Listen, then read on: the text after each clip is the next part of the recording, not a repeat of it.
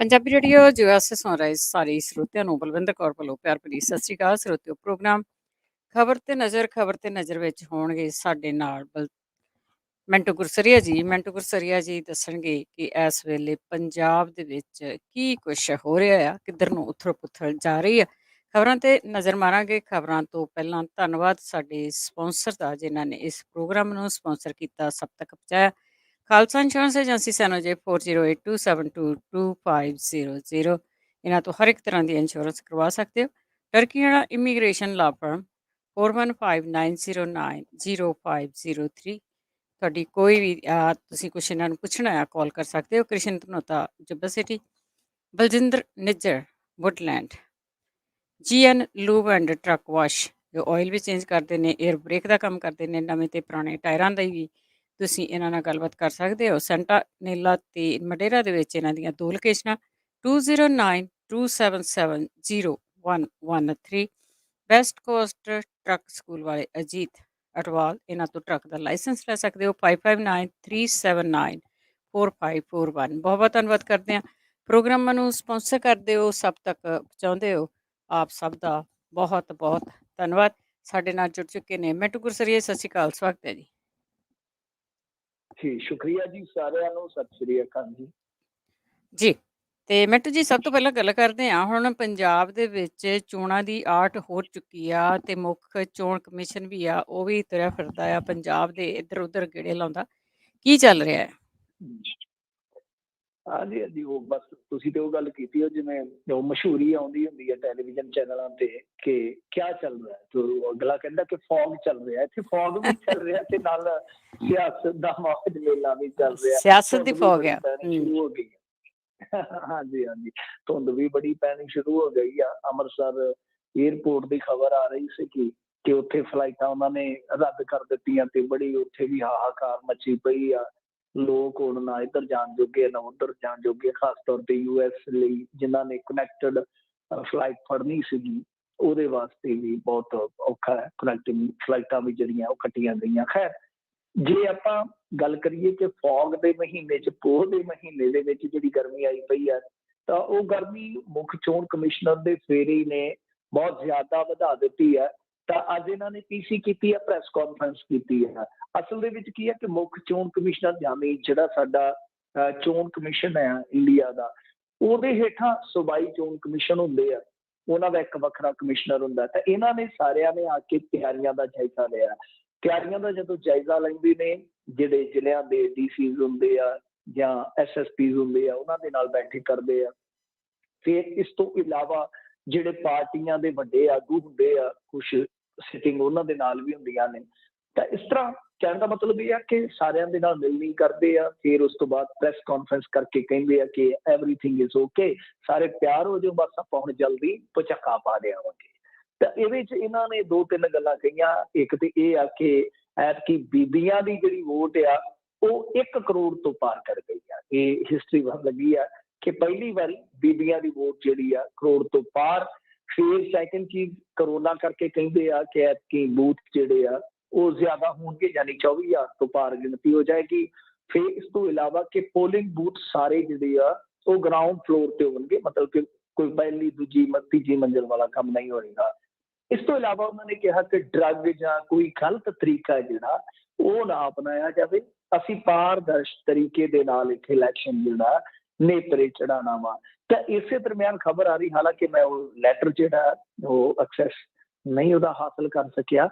ਕਹਿੰਦੇ ਆ ਕਿ ਅਕਾਲੀਆਂ ਨੇ ਲੈਟਰ ਵੀ ਲਿਖ ਦਿੱਤਾ, ਜੋ ਇਹ ਆਏ ਸੀਗੇ ਅਫਸਰਾਨ ਇੱਥੇ ਦੌਰਾ ਕਰਨ, ਚੋਣ ਕਮਿਸ਼ਨ ਜਾਂ ਜਿਹੜੇ ਅਧਿਕਾਰੀ ਸੀਗੇ, ਤਾਂ ਇਹਨਾਂ ਨੇ ਉਹ ਇੱਥੇ ਆ ਕੇ ਜਿਹੜੀਆਂ ਗੱਲਾਂ ਬਾਤਾਂ ਕੀਤੀਆਂ ਨੇ, ਫੇਰੀ ਪਾ ਕੇ ਜੋ ਤਿਆਰੀਆਂ ਦਾ ਜਾਇਜ਼ਾ ਲਿਆ, ਤਾਂ ਉਸ ਤੋਂ ਬਾਅਦ ਨਾਲ ਇਹ ਗੱਲ ਹੋਈ ਆ ਕਿ ਅਕਾਲੀਆਂ ਨੇ ਇੱਕ ਚੀਜ਼ ਜਿਹੜੀ ਬਹੁਤ ਸ਼ਿੱਦਤ ਦੇ ਨਾਲ ਮੰਗੀ ਆ, ਉਹ ਇਹ ਆ ਕਿ ਸਾਡੇ ਇੱਥੇ ਅਧਿਕਾਰੀਆਂ ਦੇ ਤਬਾਦਲਿਆਂ ਦਾ ਡਰ ਦੇ ਕੇ ਅਕਾਲੀ ਦਲ ਨੂੰ ਕਿਤੇ ਨਾ ਕਿਤੇ ਨਿਸ਼ਾਨੇ ਤੇ ਲਿਆ ਜਾ ਰਿਹਾ ਹੈ। ਤਾਂ ਕਿਰਪਾ ਕਰਕੇ ਇੱਧਰ ਵੀ ਧਿਆਨ ਦਿੱਤਾ ਜਾਵੇ। ਮੈਂ ਜਿਵੇਂ ਦੱਸਿਆ ਹੀ ਆ ਕਿ ਮੈਂ ਉਹ ਸਾਰਾ ਲੈਟਰ ਜਿਹੜਾ ਹੈ ਉਹ ਹਾਸਲ ਨਹੀਂ ਕਰ ਸਕਿਆ, ਉਹਦੇ 'ਚ ਪਤਾ ਲੱਗਦਾ। ਤਾਂ ਮੇਨ ਜਿਹੜੀ ਗੱਲ ਇੱਥੇ ਉੱਡੀ ਫਿਰਦੀ ਆ ਕਿ ਕਿਵੇਂ ਇੱਕ ਅਫਸਰ ਛੁੱਟੀ ਤੇ ਚਲੇ ਗਿਆ, ਫਿਰ ਉਸ ਤੋਂ ਬਾਅਦ ਇੱਕ ਹੋਰ ਅਫਸਰ ਦੀ ਨਿਯੁਕਤੀ ਦੀ ਖਬਰ ਆ ਗਈ, ਕਹਿੰਦੇ ਕਿ ਉਹ ਵੀ ਬਿਕਰਮ ਸਿੰਘ ਮਜੀਠੀਆ ਤੇ ਕਾਰਵਾਈ ਕਰਨ ਦੇ ਖਿਲਾਫ ਨਹੀਂ, ਮਤਲਬ ਕਿ ਕਹਿ ਲਓ ਕਿ ਹਿੰਮਤ ਜੁਟਾ ਸਕਿਆ, ਸੋ ਉਹ ਵੀ ਜਵਾਬ ਦੇ ਗਿਆ। ਇਸ ਤਰ੍ਹਾਂ ਕਾਫੀ ਚਰਚਾ ਹੈ ਕਿ ਅਕਾਲੀ ਆਗੂਆਂ ਤੇ ਕਾਰਵਾਈ ਕਰਨ ਵਾਸਤੇ ਦਬਾਅ ਬਣਾਇਆ ਜਾ ਰਿਹਾ ਵਾ। ਤਾਂ ਇਹ ਸ਼ਿਕਾਇਤ ਜਿਹੜੀ ਆ ਮੁੱਖ ਤੌਰ ਤੇ ਅਕਾਲੀਆਂ ਨੇ ਕੀਤੀ ਆ। ਤਾਂ ਬਹਰਹਾਲ ਇਹ ਜਿਹੜਾ ਚੋਣ ਕਮਿਸ਼ਨਰ ਦਾ ਦੌਰਾ ਸੀਗਾ, ਇਹ ਆਮਲਾ ਫੈਲਾ ਜਿਹੜਾ ਆਇਆ ਵਾ, ਇਸ ਤੋਂ ਬਾਅਦ ਵਿਜ਼ਿਟ ਕਰੇਗਾ ਗੋਆ, ਉਸ ਤੋਂ ਬਾਅਦ ਉੱਤਰਾਖੰਡ, ਉਸ ਤੋਂ ਬਾਅਦ ਯੂਪੀ ਤੇ ਉਸ ਤੋਂ ਬਾਅਦ ਮਨੀਪੁਰ। ਔਰ ਜਦੋਂ ਇਹ ਸਾਰੇ ਰਾਜ, ਤਮਾਮ ਰਾਜ ਜਿਹੜੇ ਇਲੈਕਸ਼ਨ ਲੜਨ ਜਾ ਰਹੇ ਆ, ਇਲੈਕਸ਼ਨ ਵੇਖਣ ਜਾ ਰਹੇ ਆ, ਜਦ ਇਹਨਾਂ ਦੀਆਂ ਤਿਆਰੀਆਂ ਜਿਹੜੀਆਂ ਉਹ ਫਾਈਨਲ ਕਰ ਦਿੱਤੀਆਂ ਜਾਣਗੀਆਂ ਕਿ ਡਾਲਿਆ ਬਈ ਸਾਰਾ ਕੁਛ, ਤਾਂ ਫਿਰ ਉਸ ਤੋਂ ਬਾਅਦ ਚੋਣਾਂ ਦੀਆਂ ਤਰੀਕਾਂ ਦਾ ਐਲਾਨ ਹੋ ਜਾਏਗਾ। ਮਤਲਬ ਕਿ ਕੰਮ ਕੱਢਿਆ ਤੇ ਆਇਆ ਹੀ ਗਿਆ, ਬਸ ਹੁਣ ਐਲਾਨ ਵਾਲਾ ਕੋਈ ਦੂਰ ਨਹੀਂ ਹੈ ਜੀ। ਹੁਣ ਤਾਂ ਬਹੁਤ ਲੱਗ ਗਿਆ ਜੀ। ਤੇ ਮਾਝੇ ਤੋਂ ਲੈ ਕੇ ਮਾਲਵੇ ਤੱਕ ਚੋਣ ਰੈਲੀਆਂ ਹੋ ਰਹੀਆਂ, ਸਿੱਧੂ ਤੇ ਕੇਜਰੀਵਾਲ ਬੜੇ ਵੱਡੇ ਵੱਡੇ ਐਲਾਨ ਕਰ ਰਹੇ। ਹਾਂਜੀ ਹਾਂਜੀ, ਮਾਝਾ ਮਾਲਵਾ ਦੁਆਬਾ ਬਸ ਰਾਜਨੀਤੀ ਦੇ ਰੰਗ 'ਚ ਸਾਰੇ ਭਿੱਜੇ ਪਏ ਨੇ। ਅੱਜ ਜੇ ਆਪਾਂ ਸ਼ੁਰੂਆਤ ਕਰੀਏ ਤਾਂ ਅਰਵਿੰਦ ਕੇਜਰੀਵਾਲ ਦੀ ਰੈਲੀ ਜਿਹੜੀ ਸੀ ਉਹ ਲੰਬੀ ਦੇ ਵਿੱਚ ਸੀ ਰੈਲੀ। ਹਾਲਾਂਕਿ ਦੱਸਦੇ ਆ ਕਿ ਇਕੱਠ ਖਾਸਾ ਇਹਨਾਂ ਨੇ ਹੀ ਜੁਟਾ ਲਿਆ, ਪਰ ਜੋ ਰੈਲੀ ਇਹਨਾਂ ਨੇ 2015 'ਚ ਇੱਕ ਵਾਰੀ ਲੰਬੀ 'ਚ ਕੀਤੀ ਸੀਗੀ, ਕਹਿੰਦੇ ਕਿ ਉਹ ਬੜੀ ਧਾਕੜ ਰੈਲੀ ਸੀਗੀ। ਤੇ ਇਹ ਕਲੇਮ ਕਰ ਰਹੇ ਨੇ ਕਿ ਅਸੀਂ ਬਹੁਤ ਕਾਮਯਾਬ ਰੈਲੀ ਕੀਤੀ ਆ। ਪਰੰਤੂ ਉਸ ਤੋਂ ਬਾਅਦ ਫਿਰ ਤੁਹਾਨੂੰ ਪਤਾ ਹੀ ਹੈ, ਸੁੱਚਾ ਸਿੰਘ ਛੋਟੇਪੁਰ ਵਗੈਰਾ ਜਿਹੜੇ ਨੇਤਾ ਸੀ ਉਸ ਟਾਈਮ ਬਹੁਤ ਚੜ੍ਹਤ ਸੀ ਜਿਨ੍ਹਾਂ ਦੀ, ਉਹ ਚਲੇ ਗਏ ਸਨ। ਪਰ ਬਾਵਜੂਦ ਕੇਜਰੀਵਾਲ ਦਾ ਜਾਂ ਭਗਵੰਤ ਮਾਨ ਦਾ ਜਲਵਾ ਜਿਹੜਾ ਉਹ ਲੰਬੀ ਚੱਜ ਦੇਖਣ ਨੂੰ ਮਿਲਿਆ। ਤਾਂ ਖੈਰ ਇਹਨਾਂ ਨੇ ਉੱਥੇ ਕਾਫੀ ਨਿਸ਼ਾਨੇ ਲਾਏ ਨੇ, ਕਿਉਂਕਿ ਖਬਰਾਂ ਖਾਸੀਆਂ ਹੁੰਦੀਆਂ, ਰਾਜਨੀਤਿਕ ਅਪਡੇਟ ਜਿਹੜੀ ਹੈ ਬੜੀ ਲੰਬੀ ਚੌੜੀ ਹੋ ਜਾਂਦੀ ਹੈ।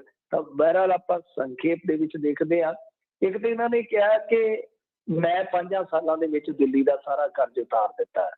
ਹੁਣ ਉਤਰਿਆ ਕਿ ਨਹੀਂ ਉਹ ਤੁਸੀਂ ਆਪ ਹੀ ਵੈਰੀਫਾਈਡ ਕਰ ਲਿਓ। ਦੂਸਰੇ ਪਾਸੇ ਇਹਨਾਂ ਨੇ ਕਿਹਾ ਕਿ ਪੰਜਾਬ ਦੇ ਬਜਟ ਚੋਂ 34,000 ਕਰੋੜ ਰੁਪਈਆ ਤੇ ਲੀਡਰ ਹੀ ਖਾ ਜਾਂਦੇ ਆ। ਸਾਡਾ ਤੇ ਸਾਰਾ ਬਜਟ ਹੈ ਜਿਹੜਾ, ਮੇਰੇ ਖਿਆਲ ਦੇ ਨਾਲ ਇਹ ਤੋਂ ਕੋਈ ਦੁੱਗਣਾ 2.5 ਗੁਣਾ ਹੋਊਗਾ। ਤੇ ਤੁਸੀਂ ਇਹ ਦੱਸੋ ਕਿ 34,000 ਕਰੋੜ ਖਾ ਜਾਂਦੇ ਆ। ਤੌਬਾ ਤੌਬਾ ਤੌਬਾ, ਕਿੱਡਾ ਹਾਜਮਾ। ਫਿਰ ਇਸ ਤੋਂ ਇਲਾਵਾ ਇਹ ਕਹਿੰਦੇ ਆ ਕਾਂਗਰਸ ਪਾਰਟੀ ਤੇ ਨਿਸ਼ਾਨਾ ਕੱਸ ਕੇ ਕਿ ਇਹ ਇੱਕ ਤਰ੍ਹਾਂ ਨਾਲ ਸਰਕਸ ਬਣ ਕੇ ਰਹਿ ਗਈ ਆ, ਜਿਹਦੇ ਵਿੱਚ ਆਪੋ 'ਚ ਇਹਨਾਂ ਦੀ ਲੜਾਈ ਇਹੋ ਜਿਹੀ ਆ ਕਿ ਚੱਲਦੀ ਕੈਬਨਿਟ ਦੀ ਮੀਟਿੰਗ ਦੇ ਵਿੱਚ ਇਹ ਗੁੱਥਮ ਖੁੱਥੀ ਹੋ ਜਾਂਦੇ ਆ। ਮਤਲਬ ਕਿ ਇਸ ਚੀਜ਼ ਨੂੰ ਦੱਸ ਰਹੇ ਆ ਕਿ ਚੰਨੀ ਦੀ ਸਿੱਧੂ ਨਾਲ ਨਹੀਂ ਬਣਦੀ ਗਾਂ, ਫਿਰ ਉਹ ਕਹਿੰਦੇ ਆ ਕਿ ਸਿੱਧੂ ਦੀ ਜਾਖੜ ਨਾਲ ਨਹੀਂ ਬਣਦੀ, ਜਾਖੜ ਦੀ ਪ੍ਰਤਾਪ ਬਾਜਵੇ ਨਾਲ ਨਹੀਂ ਬਣਦੀ, ਪ੍ਰਤਾਪ ਬਾਜਵੇ ਦਾ ਤਾਂ ਪਤਾ ਹੀ ਆਪਾਂ ਨੂੰ ਕਿ ਉਹਦੀ ਤਾਂ ਹੁਣ ਮੈਨੂੰ ਲੱਗਦਾ ਭਰਾ ਨਾਲ ਵੀ ਬੰਨੋਂ ਹਟ ਜਾਣੀ ਆ। ਤਾਂ ਏਦਾਂ ਮਿਸਾਲਾਂ ਦਿੰਦੇ ਨੇ। ਨਾਲ ਕਹਿੰਦੇ ਆ ਕਿ ਹਾਰ ਨਜ਼ਰ ਆਉਂਦੀ ਦੇਖ ਕੇ ਇਹਨਾਂ ਨੇ ਮੁੱਖ ਮੰਤਰੀ ਬਦਲਿਆ, ਜਿਹੜਾ ਕਿ ਬਿਲਕੁਲ ਨੌਟੰਕੀਬਾਜ਼ ਆ, ਡਰਾਮੇਬਾਜ਼ ਆ। ਉਹਨੂੰ ਕਹੀ ਜਾਂਦਾ, ਉਹਨੂੰ ਕਹੀ ਜਾਂਦਾ। ਫਿਰ ਇਹਨਾਂ ਨੇ ਕਿਹਾ ਕਿ ਇੱਕ ਵੀ ਸਰਕਾਰੀ ਨੌਕਰੀ ਜਿਹੜੀ ਆ ਇਹਨਾਂ ਨੇ ਆਪਣੇ ਸਮੇਂ ਦੇ ਵਿੱਚ ਨਹੀਂ ਦਿੱਤੀ।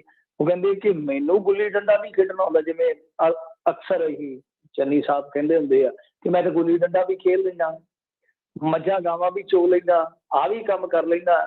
ਕਿ ਅਰਵਿੰਦ ਕੇਜਰੀਵਾਲ ਨੂੰ ਆਉਂਦਾ ਵਾ, ਉਹ ਐਵੇਂ ਪੰਜਾਬ 'ਚ ਤੁਰਿਆ ਫਿਰਦਾ। ਤੇ ਉਹ ਕਹਿੰਦੇ ਕਿ ਮੈਨੂੰ ਗੁੱਲੀ ਡੰਡਾ ਨਹੀਂ ਖੇਡਣਾ ਆਉਂਦਾ ਯਾਰ, ਪਰ ਮੈਨੂੰ ਸਕੂਲ ਬਣਾਉਣੇ ਆਉਂਦੇ ਨੇ। ਤੇ ਬਸ ਇਸ ਤਰ੍ਹਾਂ ਦੀਆਂ ਗੱਲਾਂ ਕੀਤੀਆਂ ਉਹਨਾਂ ਨੇ। ਕਾਫੀ ਜ਼ਿਆਦਾ ਕਹਿ ਲਓ ਕਿ ਆਸਵੰਦ ਹੈ ਕਿ ਮਿਸ਼ਨ ਪੰਜਾਬ ਜਿਹੜਾ ਫਤਿਹ ਹੋਏਗਾ। ਕੱਲ ਇਹਨਾਂ ਨੇ ਜਲੰਧਰ ਦੇ ਵਿੱਚ ਤਿਰੰਗਾ ਯਾਤਰਾ ਕੱਢੀ ਸੀਗੀ। ਇਹ ਤਿਰੰਗਾ ਯਾਤਰਾ ਵਾਲਾ ਕੰਮ ਤੁਹਾਨੂੰ ਪਤਾ ਹੀ ਹੈ ਕਿ ਪਿਛਲੇ ਇਲੈਕਸ਼ਨ ਦੇ ਵਿੱਚ ਨਹੀਂ ਸੀ ਇਹਨਾਂ ਨੇ ਕੀਤਾ, ਜਿਵੇਂ RSS ਕਰਦੀ ਹੈ ਜਾਂ ਭਾਰਤੀ ਜਨਤਾ ਪਾਰਟੀ ਕਿਸ ਤਰ੍ਹਾਂ ਦੀ ਰਾਸ਼ਟਰਵਾਦੀ ਲਹਿਰ ਉਸਾਰ ਕੇ ਆਪਣੇ ਨਾਲ ਜੋੜਦੀ ਹੈ ਲੋਕਾਂ ਨੂੰ। ਇਹ ਐਤਕੀ ਵੱਖਰਾ ਪੈਟਰਨ ਜਿਹੜਾ ਉਹ ਅਰਵਿੰਦ ਕੇਜਰੀਵਾਲ ਦਾ ਦੇਖਣ ਨੂੰ ਮਿਲ ਰਿਹਾ।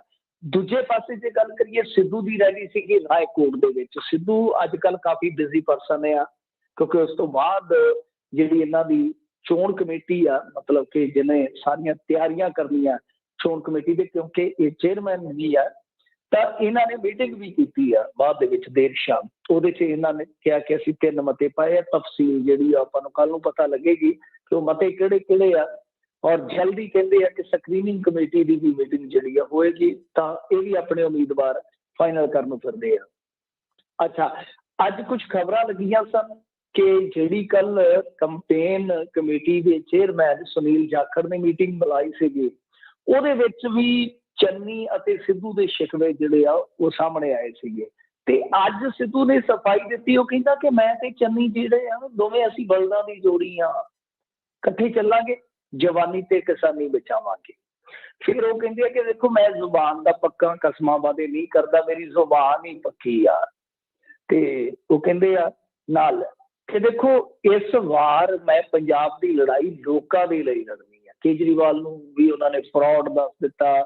ਫਿਰ ਤੁਹਾਨੂੰ ਪਤਾ ਹੀ ਆ ਗੱਲਾਂ ਉਹਨੇ ਚੰਗੀਆਂ ਵੀ ਕੀਤੀਆਂ, ਪਰ ਉਹ ਇੱਕ ਉਹਦੀ ਆਦਤ ਹੈ ਨਾ, ਜਿਵੇਂ ਠੋਕੋ ਤਾਲੀ, ਬੜੀ ਹੌਲੇ ਦਰਜੇ ਦੀ ਗੱਲ ਕਰਕੇ ਆਪ ਹੀ ਹੱਸ ਪੈਣਾ, ਆਪ ਹੀ ਤਾਲੀ ਠਕਵਾਉਣ ਦਾ ਕਹਿਣਾ, ਉਹ ਇਹ ਚੀਜ਼ਾਂ ਥੋੜਾ ਜਿਹਾ ਉਹਦੇ ਭਾਸ਼ਣ ਨੂੰ ਕਹਿ ਲਓ ਕਿ ਹੌਲਿਆਂ ਕਰ ਦਿੰਦੀਆਂ ਨੇ। ਪਰੰਤੂ ਲੋਕਾਂ ਦੀ ਵੀ ਡਿਮਾਂਡ ਹੁੰਦੀ ਹੈ ਨਾ, ਜਿਵੇਂ ਉਹ ਗਵੰਤਰੀ ਕਹਿੰਦੇ ਹੁੰਦੇ ਸੀ ਕਿ ਲੋਕਾਂ ਦੀ ਜ਼ੋਰਦਾਰ ਮੰਗ ਤੇ ਪੇਸ਼ ਕਰ ਜਾ ਰਹੇ ਆ ਮਿਰਜ਼ਾ, ਏਦਾਂ ਲੋਕਾਂ ਦੀ ਵੀ ਮੰਗ ਹੈ, ਲੋਕ ਵੀ ਇਹੋ ਕੁਝ ਹੀ ਸੁਣ ਕੇ ਰਾਜੀ ਆ। ਤਾਂ ਖੈਰ ਉਹ ਕਹਿੰਦੇ ਕੰਧ ਤੇ ਤੋਤਾ ਬਹਿਣ ਨਹੀਂ ਦੇਣਾ, ਜੀਜਾ ਸਾਲੀ ਰਹਿਣ ਨਹੀਂ ਦੇਣਾ, ਜੀਜਾ ਸਾਲਾ ਰਹਿਣ ਨਹੀਂ ਦੇਣਾ। ਫਿਰ ਨਾਲ ਇਹ ਵੀ ਕਿਹਾ, ਭਵਿੱਖਬਾਣੀ ਕੀਤੀ ਕਿ ਧਰਤੀ ਤੇ ਡਾਇਨਾਸੌਰ ਤੇ ਵਾਪਸ ਆ ਸਕਦੇ ਜੇ, ਪਰ ਜੀਜਾ ਸਾਲਾ ਸਰਕਾਰ ਨਹੀਂ ਬਣਾ ਸਕਦੀ, ਅਕਾਲੀ ਦਲ ਦੀ ਸਰਕਾਰ ਦੁਬਾਰਾ ਨਹੀਂ ਆ ਸਕਦੀ। ਖੈਰ ਇਹ ਪਤਾ ਨਹੀਂ ਕਿਵੇਂ ਕਰੇ, ਪਰ 2 ਚੀਜ਼ਾਂ ਗੌਰ ਕਰਨ ਵਾਲੀਆਂ, 2 ਚੀਜ਼ਾਂ ਸਿੱਧੂ ਨੇ ਜਿਹੜੀਆਂ ਕਹੀਆਂ ਉਹ ਨੋਟ ਕਰ ਲਓ, ਉਹਦੇ ਵਿੱਚ ਸਾਰਾ ਕੁਛ ਆ ਜਾਂਦਾ। ਨੰਬਰ 1 ਕਹਿੰਦੇ ਕਿ ਬੇਅਦਬੀ ਦਾ ਇਨਸਾਫ ਲੋਕਾਂ ਦੀ ਕਚਹਿਰੀ 'ਚ ਹੋਵੇਗਾ। ਮਤਲਬ ਕਿ ਸਾਫ਼ ਤੌਰ ਤੇ ਇੱਕ ਮੈਸੇਜ ਦਿੱਤਾ ਗਿਆ ਕਿ ਹੁਣ ਲੋਕ ਹੀ ਫੈਸਲਾ ਕਰਨ।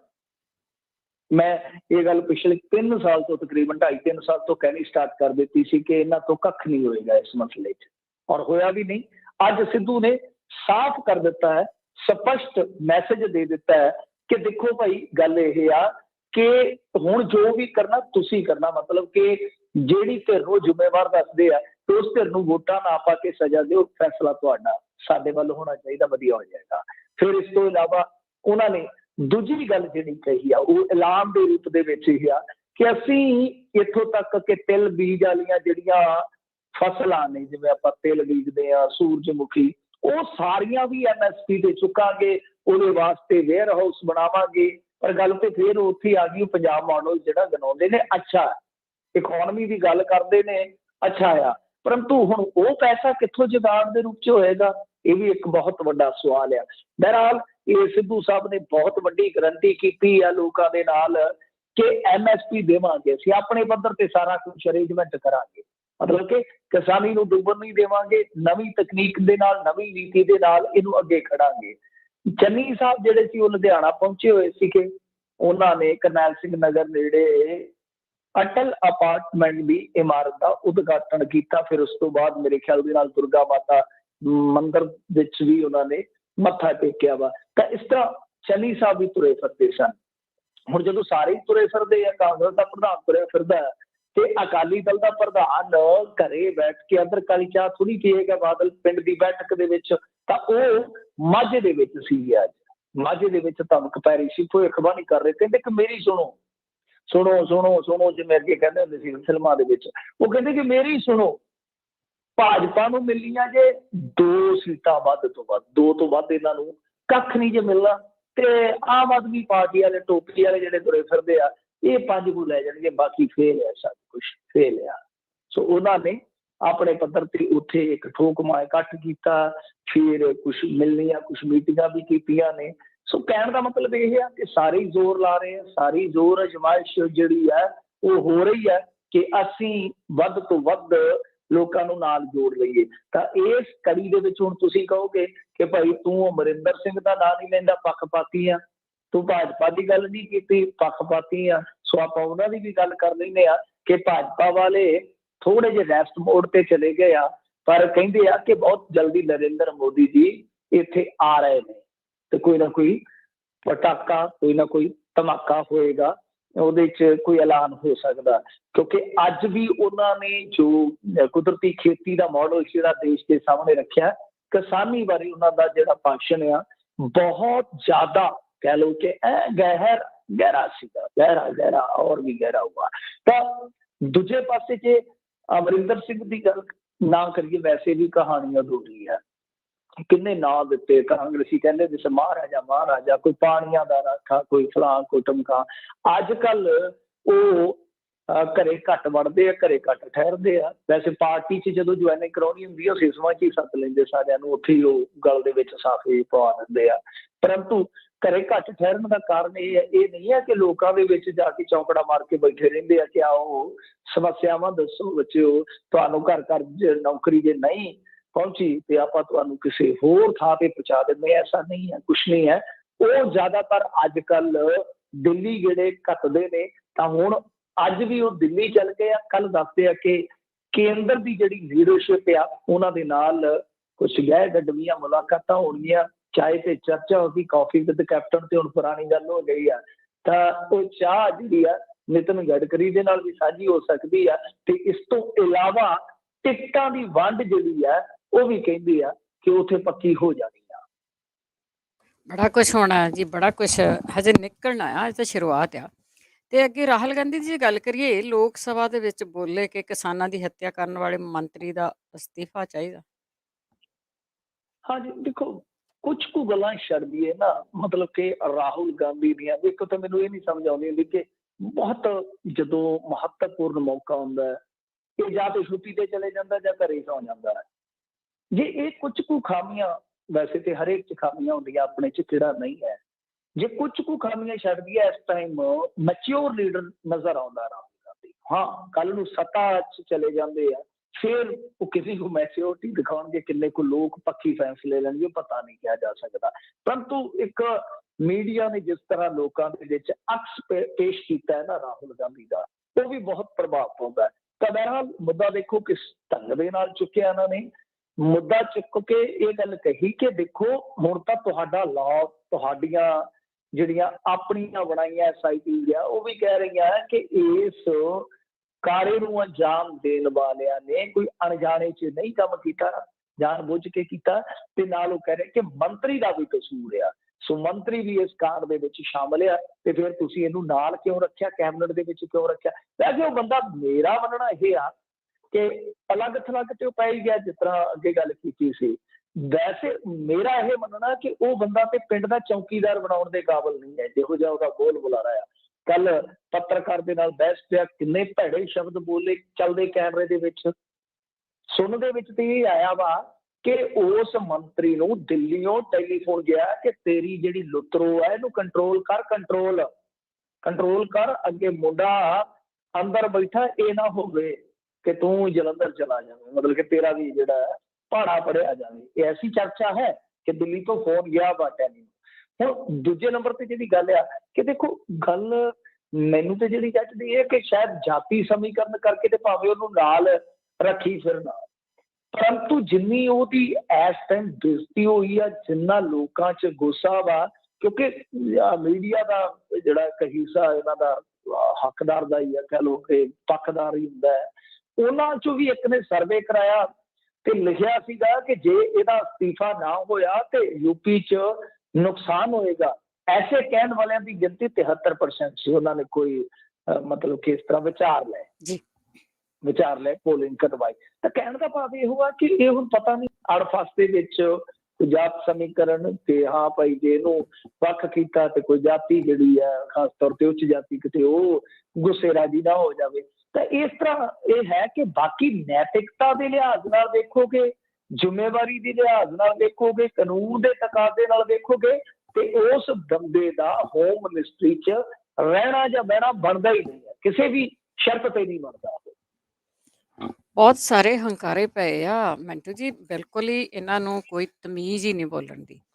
ਤੇ ਅੱਗੇ ਗੱਲ ਕਰਦੇ ਹਾਂ ਪੰਜਾਬ ਰੋਡਵੇਜ਼ ਤੇ ਬੱਸ ਠੇਕੇ ਤੇ ਜਿਹੜੇ ਕਾਮੇ ਆ ਉਹਨਾਂ ਦੀ ਹੜਤਾਲ ਵੀ ਖਤਮ ਹੋ ਗਈ ਆ। ਹਾਂਜੀ ਦੇਖੋ, ਹੜਤਾਲਾਂ ਦਾ ਜੇ ਦੇਖੀਏ, ਵਿਰੋਧਾਂ ਦਾ ਜੇ ਦੌਰ ਦੇਖੀਏ, ਉਧਰ ਕੇਂਦਰ ਸਰਕਾਰ ਨੂੰ ਰੋਣ ਡਏ ਆ ਬੈਂਕਾਂ ਵਾਲੇ। 9 ਲੱਖ ਬੈਂਕ ਕਰਮਚਾਰੀ ਅੱਜ ਸਟ੍ਰਾਈਕ ਤੇ ਸੀ ਇੰਡੀਆ 'ਚ, ਹਿਸਾਬ ਲਾ ਲਓ 9 ਲੱਖ, ਬਹੁਤ ਵੱਡੀ ਗਿਣਤੀ ਬਣ ਜਾਂਦੀ ਆ। ਤੇ ਜੇ ਇਧਰੋਂ ਗੱਲ ਕਰ ਲਈਏ, ਚਲੋ ਇਹਨਾਂ ਨੇ ਵਿਚਾਰਿਆਂ ਨੇ, ਕਿਉਂਕਿ ਮੈਂ ਵਿਚਾਰੇ ਇਸ ਕਰਕੇ ਕਹਿ ਰਿਹਾ, ਇਹ ਨਹੀਂ ਹੈ ਤਰਸ ਦੇ ਪਾਤਰ ਆ, ਵੀ ਕਮਾ ਕੇ ਰੋਟੀ ਖਾਣ ਵਾਲੇ ਲੋਕ ਨੇ। ਮਤਲਬ ਕਿ ਬਹੁਤ ਲੰਮੇ ਲੰਮੇ ਸਮੇਂ ਤੋਂ, ਜਿੱਦਾਂ ਕੋਈ ਲਾ ਲਓ 5 ਸਾਲ ਤੋਂ ਆ, ਕੋਈ ਕਿੰਨੇ ਸਾਲਾਂ ਤੋਂ ਆ, ਉਹ ਥੋੜੀ ਜਿਹੀ ਦਿਹਾੜੀ ਤੇ ਕੰਮ ਕਰਦੇ ਆ, ਇਸ ਆਸ ਦੇ ਵਿੱਚ ਕਿ ਚਲੋ ਕਿਤੇ ਪੱਕੇ ਹੋ ਜਾਣਗੇ, ਕੁਲਾਂ ਕਰ ਜਾਣਗੀਆਂ, ਬੱਚੇ ਸੌਖੇ ਪੜ੍ਹਾ ਲਾਂਗੇ, ਸੌਖੇ ਪਾਲ ਲਵਾਂਗੇ। ਪਰ ਤੁਹਾਨੂੰ ਪਤਾ ਹੀ ਹੈ, ਸਰਕਾਰਾਂ ਜਾਂ ਸਰਕਾਰਾਂ ਦੀਆਂ ਇੱਥੇ ਨੀਤੀਆਂ ਜਿਹੋ ਜਿਹੀਆਂ ਹੈਗੀਆਂ। ਤਾਂ ਇਹ ਰਾਜਾ ਵੜਿੰਗ ਜਦੋਂ ਬਣਿਆ ਸੀ, ਇਹਨੇ ਕਿਹਾ ਸੀਗਾ ਕਿ ਮੈਂ ਸੋਚੂਗਾ। ਉਸ ਤੋਂ ਬਾਅਦ ਫਿਰ ਇਹਨਾਂ ਨੇ ਕਿਹਾ ਕਿ ਭਾਈ ਤੂੰ ਸਾਡੀ ਤੇ ਸੁਣਦਾ ਹੀ ਨਹੀਂ ਹੈ। ਫਿਰ ਸਟ੍ਰਾਈਕ ਕੀਤੀ, ਰਾਜਾ ਵੜਿੰਗ ਨੇ ਭਰੋਸਾ ਦਿੱਤਾ ਸੀਗਾ। ਉਹ ਜਦੋਂ ਭਰੋਸਾ ਫਿਰ ਹਕੀਕਤ ਦੇ ਵਿੱਚ ਨਹੀਂ ਬਦਲਿਆ, ਤਾਂ ਇਹਨਾਂ ਨੇ ਸਟ੍ਰਾਈਕ ਕਰ ਦਿੱਤੀ ਸੀ। 8-9 ਦਿਨ ਸਟ੍ਰਾਈਕ ਚੱਲੀ ਆ, ਕਰੋੜ ਰੁਪਈਆ ਵੀ ਤੁਸੀਂ ਨੁਕਸਾਨ ਲਾਓ ਤੇ ਸਰਕਾਰੀ ਖਜ਼ਾਨੇ ਨੂੰ 9-10 ਕਰੋੜ ਰੁਪਈਏ ਦਾ ਨੁਕਸਾਨ ਤੇ ਘੱਟੋ ਘੱਟ ਹੋਇਆ ਹੀ ਆ ਨਾ। ਤਾਂ ਬਹਰਹਾਲ ਹੁਣ ਇਹਨਾਂ ਨੇ ਰਾਜ਼ੀ ਕਰ ਲਿਆ ਵਾ, ਸਰਕਾਰ ਵਾਲਿਆਂ ਨੇ ਰਾਜ਼ੀ ਕਰ ਲਿਆ ਕਿ ਭਾਈ ਤੁਹਾਡੀਆਂ ਮੰਗਾਂ ਜਿਹੜੀਆਂ ਉਹ ਮੰਨ ਲਵਾਂਗੇ।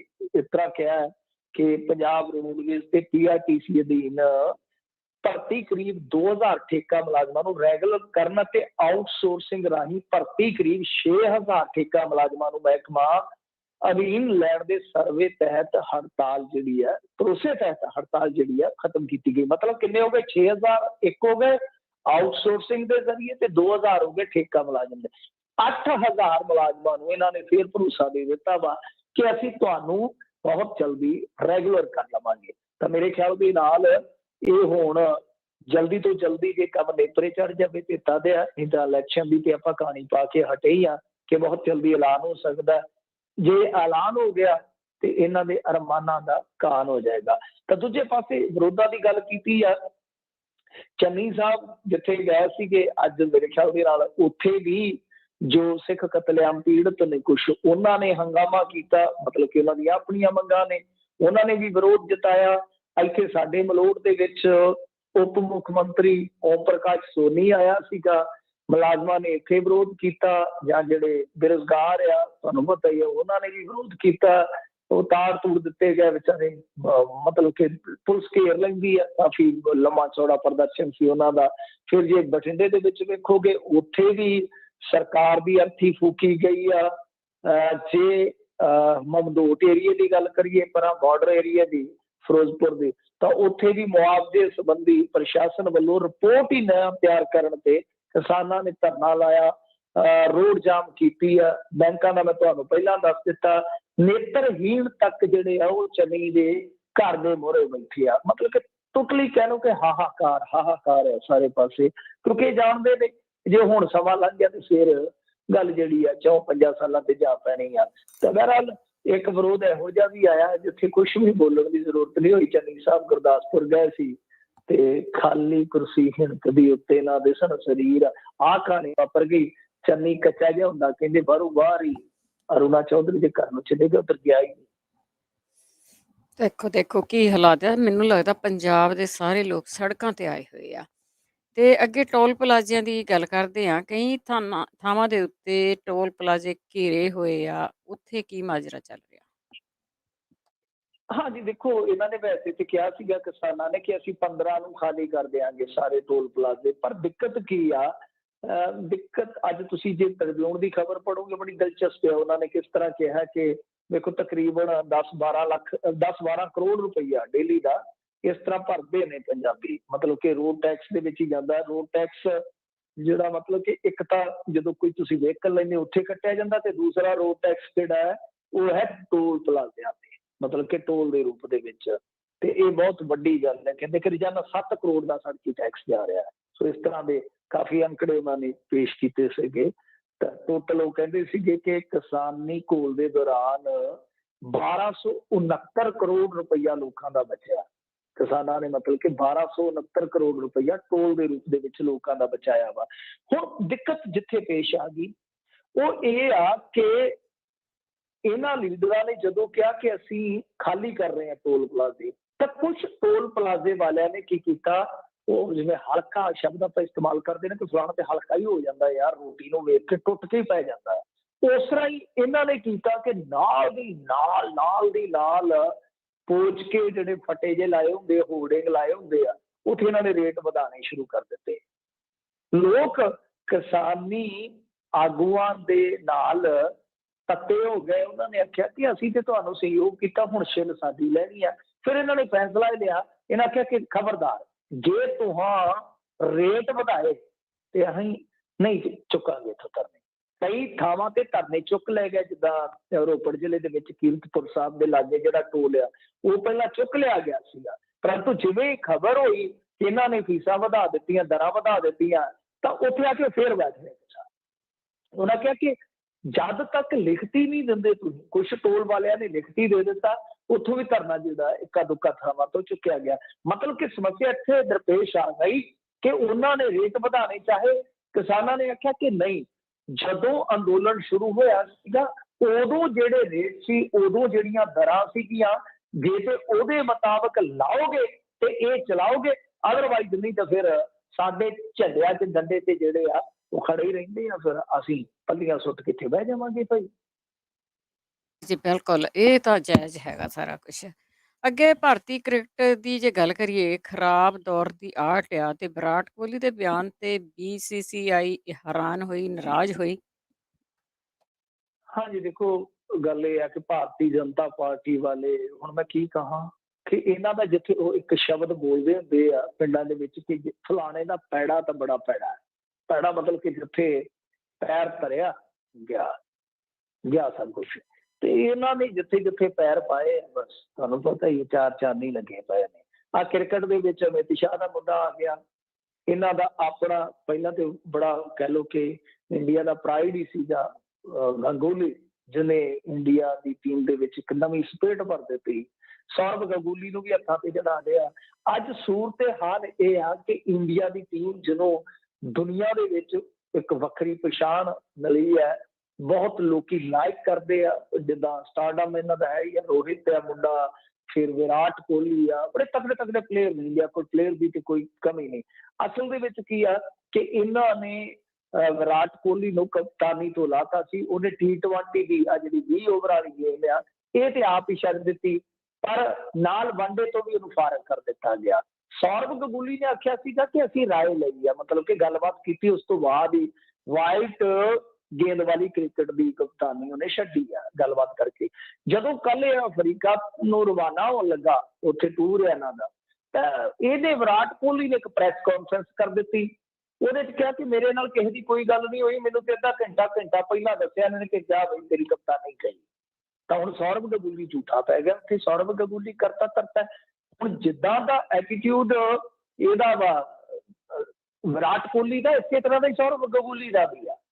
ਦੋਨੇ ਹੀ ਬੜੇ ਹਮਲਾਵਰ ਬੰਦੇ ਆ। ਹੁਣ ਕੁਛ ਲੋਕ ਇਹ ਕਹਿੰਦੇ ਆ ਕਿ ਫਲਾਣਾ ਸੱਚਾ, ਕੁਛ ਲੋਕ ਕਹਿੰਦੇ ਧਮਕਾਣਾ ਸੱਚਾ। ਸੱਚਾ ਪਤਾ ਨਹੀਂ ਕੌਣ ਆ, ਸੱਚਾ ਤੇ ਪਤਾ ਨਹੀਂ ਕੌਣ ਆ। ਪਰ ਸਿਆਣੇ ਜਿਹੜੇ ਆ ਕ੍ਰਿਕਟਰ, ਪੁਰਾਣੇ ਕ੍ਰਿਕਟਰ ਆ, ਉਹ ਕਹਿੰਦੇ ਪਏ ਕਿ ਇੰਡੀਆ ਦੀ ਕ੍ਰਿਕਟ ਟੀਮ ਦੀ ਤੁਸੀਂ ਤਬਾਹੀ ਕਰ ਦੇਣੀ ਹੈ ਜੇ ਇਸੇ ਤਰ੍ਹਾਂ ਹੀ ਰਹੇ। ਮਤਲਬ ਕਿ ਬਹੁਤ ਥੱਲੇ ਚਲੇ ਜਾਏਗੀ ਕ੍ਰਿਕਟ, ਕਿਉਂਕਿ ਧੜੇਬੰਦੀ ਬਣ ਰਹੀ ਹੈ ਬਹੁਤ ਵੱਡੇ ਪੱਧਰ ਤੇ। ਔਰ BCCI ਖਫਾ ਇਸ ਕਰਕੇ, ਉਹਨਾਂ ਦੀ ਇੱਕ ਮੇਰੇ ਖਿਆਲ ਦੇ ਨਾਲ ਪ੍ਰੈਸ ਕਾਨਫਰੰਸ ਵੀ ਸੀਗੀ ਜਿਹੜੀ ਟਾਲ ਦਿੱਤੀ ਗਈ, ਕਿ ਉਹ ਇਸ ਕਰਕੇ ਖਫਾ ਹੈ ਕਿਉਂਕਿ ਸਿੱਧੇ ਤੌਰ ਤੇ ਟੈਸਟ ਟੀਮ ਦਾ ਜਿਹੜਾ ਕਪਤਾਨ ਹੈ, ਕਿਉਂਕਿ ਇੱਕ ਇਹ ਵੀ ਇੱਕ ਹੋ ਗਿਆ ਕਿ ਰੋਹਿਤ ਸ਼ਰਮਾ ਨੇ ਆਖਿਆ ਮੈਂ ਟੈਸਟ ਨਹੀਂ ਖੇਡਣੇ, ਮੈਂ ਜ਼ਖਮੀ ਆ। ਤੇ ਖਬਰ ਇਹ ਆ ਗਈ ਸੀ ਵਿੱਚ ਕਿ ਵਿਰਾਟ ਕੋਹਲੀ ਨੇ ਕਿਹਾ ਮੈਂ ਵਨਡੇ ਨਹੀਂ ਖੇਡਣੇ, ਫਿਰ ਇਹਨੇ ਕਿਹਾ ਕਿ ਨਹੀਂ ਮੈਂ ਤੇ ਵਨਡੇ ਖੇਡਣ ਲਈ ਅਵੇਲੇਬਲ ਹੈਗਾ ਵਾ। ਮਤਲਬ ਕਿ ਇਸ ਤਰ੍ਹਾਂ ਦੀ ਕੰਟਰਾਡਿਕਟਰ ਸਥਿਤੀ ਬਣੀ ਹੋਈ ਆ, ਕੰਟਰਾਡਿਕਸ਼ਨ ਬਣੀ ਹੋਈ ਆ ਕਿ ਪਤਾ ਹੀ ਨਹੀਂ ਲੱਗਦਾ ਕਿ ਕੀ ਬਣ ਰਿਹਾ, ਕੀ ਬਣੂਗਾ। ਤਾਂ ਇਹਦੇ ਵਿੱਚ ਹੁਣ ਜੋ BCCI ਆ ਕਹਿੰਦੇ ਆ ਕਿ ਕਾਫੀ ਜ਼ਿਆਦਾ ਖਫਾ। ਤੇ ਰੀਸੈਂਟਲੀ ਪੜ੍ਹਦਾ ਪਿਆ ਸੀਗਾ ਗੰਗੂਲੀ ਦੀ ਸਟੇਟਮੈਂਟ, ਉਹ ਕਹਿੰਦਾ ਕਿ ਹੁਣ ਤੁਸੀਂ ਸਾਡੇ ਤੇ ਛੱਡ ਦਿਓ, ਅਸੀਂ ਨਜਿੱਠਾਂਗੇ। ਪਰ ਵਿੱਚੋਂ ਕੁਝ ਲੋਕਾਂ ਦਾ ਇਹ ਵੀ ਕਹਿਣਾ ਹੈ ਕਿ ਮੁਹੰਮਦ ਸ਼ਮੀ ਨੂੰ ਜਦੋਂ ਟਰੋਲ ਕੀਤਾ ਗਿਆ ਸੀ ਉਹਦੀਆਂ ਬੇਟੀਆਂ ਬਾਰੇ ਜਾਂ ਮੁਹੰਮਦ ਸ਼ਮੀ ਦੇ ਬਾਰੇ, ਜੋ ਕੁਝ ਬੋਲਿਆ ਗਿਆ ਸੀ, ਬਕਵਾਸ ਕੀਤਾ ਗਿਆ ਸੀਗਾ, ਉਸ ਸਮੇਂ ਵਿਰਾਟ ਕੋਹਲੀ ਨੇ ਖੁੱਲ ਕੇ ਲੋਕਾਂ ਨੂੰ, ਇਹਨਾਂ ਨੂੰ ਯਾਨੀ ਜਿਹੜੇ ਬੰਦੇ ਵਾਹਿਯਾਤ ਬੋਲਦੇ ਸੀ, ਇਹਨਾਂ ਨੂੰ ਲਤਾੜਿਆ ਸੀਗਾ, ਤਾਂ ਸ਼ਾਇਦ ਉਹ ਖੁੰਦਕ ਵੀ ਕਿਤੇ ਨਾ ਕਿਤੇ ਕੱਢੀ ਗਈ ਲੱਗਦੀ ਆ। ਖੁੰਦਕਾਂ ਵੀ ਇਦਾਂ ਹੀ ਨਿਕਲਦੀਆਂ। ਬਹੁਤ ਬਹੁਤ ਧੰਨਵਾਦ ਮੈਂਟੂ ਜੀ। ਸ਼ੁਕਰੀਆ ਜੀ। ਤੇ ਸਰੋਤੇ ਸਨ ਮੈਂਟੂ ਜੀ। ਇਸੇ ਦੇ ਨਾਲ ਪ੍ਰੋਗਰਾਮ ਦੀ ਸਮਾਪਤੀ। ਹੁਣ ਬਲਵਿੰਦਰ ਕੌਰ ਵੱਲੋਂ ਵੀ ਆਪ ਸਭ ਨੂੰ ਹੀ ਪਿਆਰ ਭਰੀ ਸਤਿ ਸ੍ਰੀ ਅਕਾਲ।